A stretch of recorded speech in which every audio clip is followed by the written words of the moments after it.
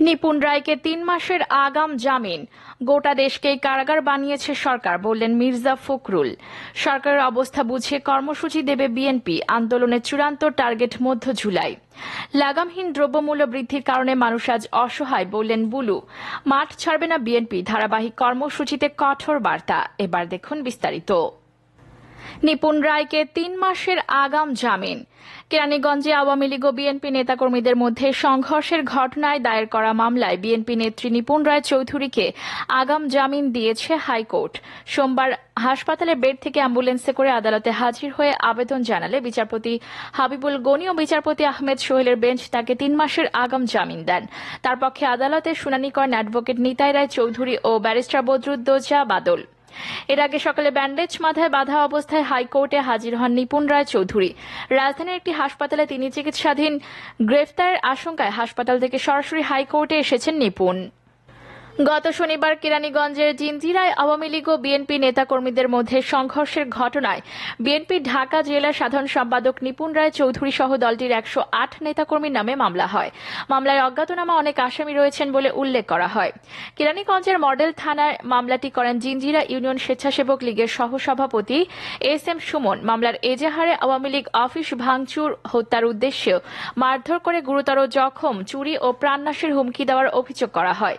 Police জানায়, আওয়ামী লীগের office ভাঙচুর ও নেতাকর্মীদের উপর হামলার ঘটনায় ঢাকা জেলা বিএনপি সাধারণ সম্পাদক নিপুণ রায় চৌধুরী, নির্বাহী কমিটির সদস্য নাজিম উদ্দিন মাস্টার, দক্ষিণ কেরানীগঞ্জ থানা বিএনপি সাধারণ সম্পাদক মোজাদ্দেদ আলী বাবু, দক্ষিণ কেরানীগঞ্জ থানা বিএনপি সহসভাপতি ওমর শাহনেওয়াজ, দক্ষিণ কেরানীগঞ্জ থানা যুবদলের সাবেক সভাপতি মোকাররম হোসেন সাজ্জাদ সহ ১০৮ জনের নাম উল্লেখ ও অজ্ঞাতনামা অনেকেই আসামি করা হয়েছে। মামলার তদন্তকারী কর্মকর্তা মডেল থানার পরিদর্শক তদন্ত মুন্সি আশিকুর রহমান বলেন, মামলার এজাহারভুক্ত ৯ আসামিকে গ্রেফতার করা হয়েছে। তারা হলেন কাইয়ুম মাহবুব সহ আরও কয়েকজন। অন্যদের গ্রেফতারের চেষ্টা চলছে। অপরদিকে গোটা দেশকে কারাগার বানিয়েছে সরকার, বললেন মির্জা ফখরুল। বিএনপি মহাসচিব মির্জা ফখরুল ইসলাম আলমগীর বলেছেন, রাষ্ট্র পরিচালনার সব ক্ষেত্রে ব্যর্থ বর্তমান আওয়ামী সরকার। এখন তারা দিশেহারা হয়ে অমানবিকভাবে বিএনপি এবং এর অঙ্গ সহযোগী সংগঠনের নেতাকর্মীদের গ্রেফতারের খেলায় মেতে উঠেছে। রোববার দলটির সহ দপ্তর সম্পাদক মোহাম্মদ মুনির হোসেন স্বাক্ষরিত এক বিবৃতিতে তিনি এসব কথা বলেন। সকালে রাজধানীর একটি হোটেল থেকে নোয়াখালী জেলা বিএনপির ত্রাণ বিষয়ক সম্পাদক আব্দুর রহমানকে গ্রেফতারের ঘটনায় তীব্র নিন্দা ও প্রতিবাদ জানিয়ে বিএনপি মহাসচিব বলেন, বিএনপি এবং এর অঙ্গ সহযোগী সংগঠন সহ বিরোধী দলের নেতাকর্মীদের ওপর হামলা, মিথ্যা মামলা দায়ের এবং হত্যা, গুম সহ অব্যাহত গতিতে গ্রেফতার করে কারান্তরীণের মাধ্যমে গোটা দেশকেই কারাগারে রূপান্তরিত করেছে নিশিরাতের সরকার। মির্জা ফখরুল বলেন, বর্তমানে এই গ্রেফতারের ঘটনায় ব্যাপক আকার ধারণ করেছে। এই ধরনের অপকর্ম সরকারের চলমান প্রক্রিয়ায় পরিণত হয়েছে। নোয়াখালী জেলা বিএনপির ত্রাণ বিষয়ক সম্পাদক আব্দুর রহমানকে গ্রেফতারের ঘটনায় সেই চলমান প্রক্রিয়ারই অংশ। তিনি আব্দুর রহমানকে গ্রেফতারের ঘটনায় নিন্দা ও প্রতিবাদ জানিয়ে অবিলম্বে মিথ্যা মামলা প্রত্যাহার সহ তার নিঃশর্ত মুক্তির আহ্বান জানান। অপরদিকে সরকারের অবস্থা বুঝে কর্মসূচি দেবে বিএনপি, আন্দোলনের চূড়ান্ত টার্গেট মধ্য জুলাই। আসন্ন দ্বাদশ জাতীয় সংসদ নির্বাচনের আগে সরকারের পদত্যাগ সহ ১০ দফা দাবিতে আন্দোলনরত বিএনপির চূড়ান্ত টার্গেট এবার মধ্য জুলাই। দলটির নীতি নির্ধারকরা এই লক্ষ্যে ব্যাপক প্রস্তুতিও নিচ্ছেন। তবে চূড়ান্ত কর্মসূচি দিয়ে মাঠে নামার আগে সরকারের অবস্থান ও পর্যবেক্ষণ করবে হাইকমান্ড। এরপর অবস্থা বুঝে নতুন কর্মসূচি দেওয়া হবে। তবে ওই দাবিতে নতুন কর্মসূচির আগ পর্যন্ত দলের প্রতিষ্ঠাতা প্রয়াত রাষ্ট্রপতি জিয়াউর রহমানের ৪২তম শাহাদত বার্ষিকী উপলক্ষে কর্মসূচি পালন করবে বিএনপি ও অঙ্গ সংগঠনগুলো, যা সোমবার থেকে শুরু হয়ে চলবে ১৫ জুন পর্যন্ত। সংশ্লিষ্ট সূত্র জানায়, আগামী নির্বাচন অবাধ ও সুষ্ঠু করার ইস্যুতে গত ২৪শে মে যুক্তরাষ্ট্র নতুন ভিসা নীতি ঘোষণার পর আন্দোলনরত বিএনপির নেতাকর্মীরা নতুন উদ্দীপনা পেয়েছেন। তবে দলটির কেন্দ্র থেকে তৃণমূলের নেতাকর্মীদের মতে, বিদেশ থেকে কেউ এসে বাংলাদেশের ক্ষমতা পরিবর্তন করে দেবে না।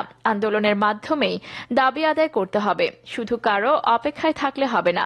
বিএনপির স্থায়ী কমিটির সদস্য ড খন্দকার মোশাররফ হোসেন বলেন, আমাদের আন্দোলন কর্মসূচি অব্যাহত আছে, হয়তো মাঝে মধ্যে কর্মসূচির ধরন ভিন্ন হয়। এখন আমাদের দলের প্রতিষ্ঠাতা শহীদ প্রেসিডেন্ট জিয়াউর রহমানের শাহাদত বার্ষিকী পালনের কর্মসূচি পালন করা হবে। এর মধ্যেও আমরা ১০ দফা দাবি আদায়ের নতুন পরিকল্পনা গ্রহণ করব, সেজন্য অপেক্ষা করুন। বিএনপি কি সরকারকে পর্যবেক্ষণ করছে এমন প্রশ্নের জবাবে তিনি বলেন, আমরা সরকারের কোনো কিছুর জন্য অপেক্ষা করব না। আমাদের দাবি আদায়ের জন্য যা প্রয়োজন তাই করব। নতুন কর্মসূচি আসবে। জানা যায়, রোজার ঈদের আগে ও পরে রাজপথে 15 দিনের মতো শক্ত কোনো কর্মসূচি ছিল না বিএনপির। তবুও নেতাকর্মীদের বিরুদ্ধে গায়েবী মামলা, গ্রেফতার ও জামিন বাতিলের ঘটনা বেড়েছে।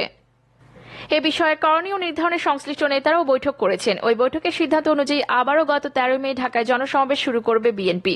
ওই সমাবেশ থেকে 4 পর্বে 82 সাংগঠনিক জেলায় জনসমাবেশে কর্মসূচি ঘোষণা করা হয়। এছাড়া ঢাকা সহ দেশের সব মহানগরীতে পদযাত্রার কর্মসূচিও দেওয়া হয়।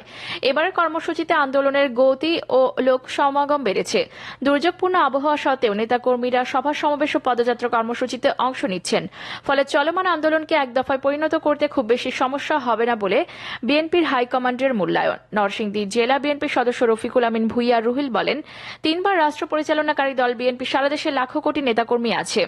বিএনপি কোনো ভুইফর দল নয় যে কারো মুখাপেক্ষী থাকতে হবে। সরকার পদত্যাগ ও তত্ত্বাবধায়ক সরকারের দাবি আদায়ে রাজপথে ফয়সালা করতে হবে। এজন্য আন্দোলনের কোনো বিকল্প নেই।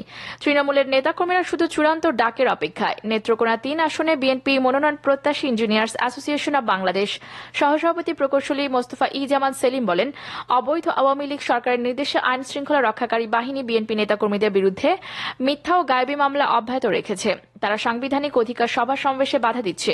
সুতরাং এই সরকারকে ক্ষমতা থেকে বিদায় করতে হলে দরকার কঠোর এবং চূড়ান্ত আন্দোলন। অপরদিকে লাগামহীন দ্রব্যমূল্য বৃদ্ধির কারণে মানুষ আজ অসহায় বললেন বুলু।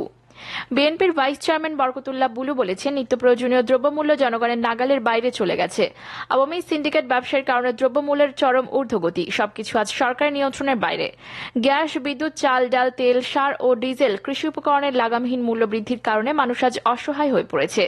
বিকেলে চট্টগ্রাম নগরের বাকুলিয়া এক্সেস রোডে বেগম খালেদা জিয়ার মুক্তি ও 10 দফা দাবি বাস্তবায়নে মহানগর বিএনপির উদ্যোগে কেন্দ্র ঘোষিত পদযাত্রার আগে সমাবেশে প্রধান অতিথির বক্তব্যে তিনি এসব কথা বলেন।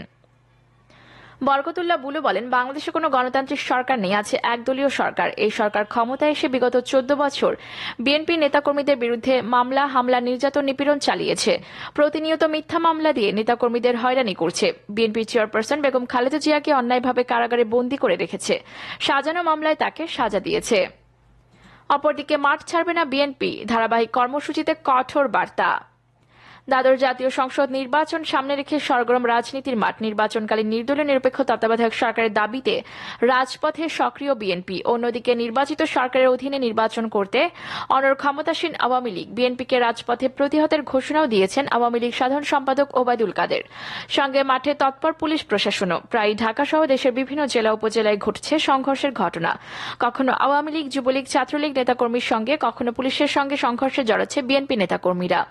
এসব সংঘর্ষের পরই মামলা, গ্রেফতারের মুখে পড়েছেন দীর্ঘদিন ক্ষমতায় বাইরে থাকা দলটির নেতাকর্মীরা। ক্রমে অশান্ত হয়ে উঠে রাজনীতির মাঠও।